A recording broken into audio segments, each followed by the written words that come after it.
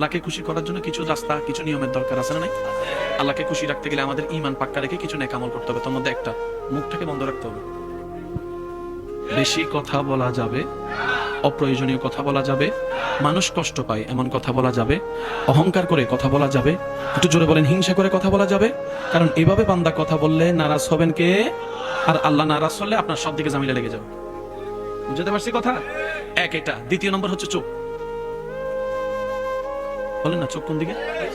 অনেক কিছু দেখবেন, সুযোগও আছে দেখার, কিন্তু আপনি দেখবেন না আল্লাহকে খুশি করার জন্য। জবান বন্ধ রাখবেন, গালি দেওয়ার ক্ষমতা থাকার পরও গালি দিবেন না। কুফা হাযা নবীর হাদিস। আমল করে আপনি চুপ করে রইলেন। আপনার আমার কাজ। রব বলে, বান্দা দুনিয়াতে তুই কোন রকম কষ্ট ধৈর্য ধরে আমাকে খুশি করে ঈমানটা নিয়ে কবর হয়ে হাসরে আয়। তুই বান্দা দুনিয়াতে আমাকে খুশি করে চল, তুই হাসরে আসলে আমি আল্লাহ তোকে খুশি করে দিব। আমি আল্লাহ তোকে খুশি করে দিব। এখানে লেনদেনের কোনো ঝামেলা।